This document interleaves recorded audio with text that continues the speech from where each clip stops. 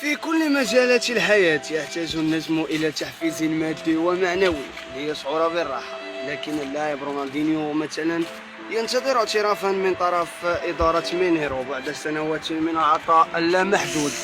العملاق البرازيلي يجد نفسه رمزا بالنسبة للجماهير وصورة يتباهى بها فقط البرازيليون.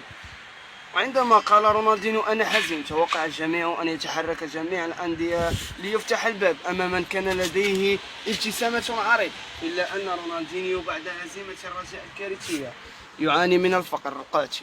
وها هو بإحدى حدائق درب غلب بقناة بين سبورت خرج رونالدينيو بتعليقات كانت قاسية للاتحاد الأوروبي. مرحبا. لا أنا لست جيد. لقد إدارة النادي لم تكن تحفزني كثيرا. نو ليس هناك مال. حذاء الجميل في مقابلة الرجاء أمام مينيرو سرقه لي اللاعب فيفيو مابيدي. لا أحب هذه الأشياء، لقد سرقوني. أنا الآن أعيش الفقر كثيرا. وبعد سماع غوارديولا للخبر قرر المجيء إلى المغرب.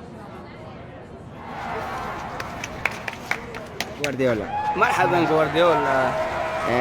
غوارديولا مركز مكانه مع رونالدينيو. ما سمعت بخبر تسرد رونالدينيو بالمغرب؟ نعم رونالدينيو من أقرب الأصدقاء إلي. أكيد سمعت بخبر تشرده بالمغرب، لذلك أتيت إلى هنا لكي أذكر بأبرز اللحظات التي عشناها معا. غوارديولا رونالدينيو حضورك إلى درب غلب في دير استقرار حالة رونالدينيو النفسية. عندما قابلت رونالدينيو شعرت بأنه قد تحسن، لأنني أعطيته نصائح عديدة. إنه لاعب رائع حقيقة. الموقف الذي رأيته فيه صدمني كثيرا. رونالدينيو من أبرز اللاعبين الذي أحبهم. غوارديولا معك. غوارديولا بعد هذه الكارثة ماذا يمكنك أن تقول للاعبين الشباب؟ أكيد كرة القدم ليست كل شيء.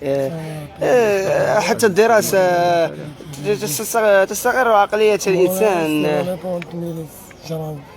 رونالدينيو حالته ليست بالجيدة. غوارديولا ودعني يا غوارديولا وشكرا على هذه الندوة الصافية. غوارديولا